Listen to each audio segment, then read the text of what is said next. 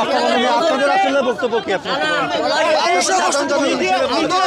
বলেন না, নিয়ম না।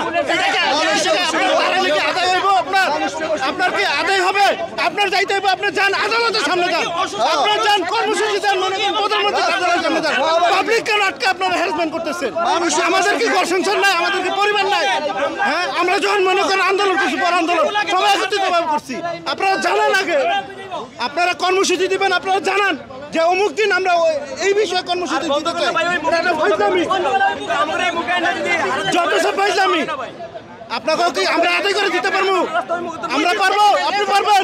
আপনি যান আদালতে, কেন যান না? ফাইজলামি লাগাই দিচ্ছেন এই জায়গায়, কথা নাই বার্তা নাই। 17 বছর আমাদের চাই নাই, 17 বছর আমরা চলে যাই। আপনারা যে প্রতীকের প্রতীক, আমরাই প্রতীকের প্রতীক। আপনারা তো দেখতেছেন ভাই, আমরা চিন্তা চালাই খাই, আপনারা দেখতেছেন আমরা চিন্তা চালাই খাই। আমরা ওতে উঠান দেন, নাহলে ছেড়ে দেন, আমরা চলে যাই। একটু ব্যস্ত করেন,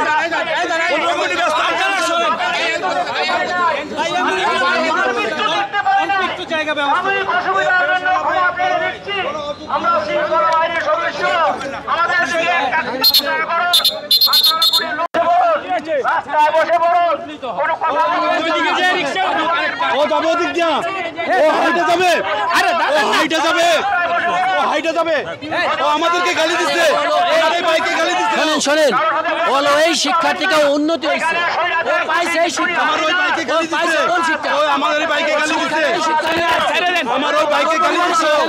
না কেমন হয়, এখানে মরে যাবো, ও যাইতে পারবে না, ও যাইতে পারবে না,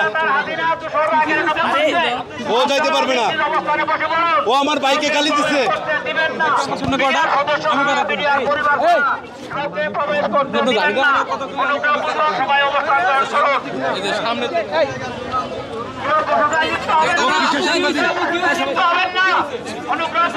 দেখি দাদা,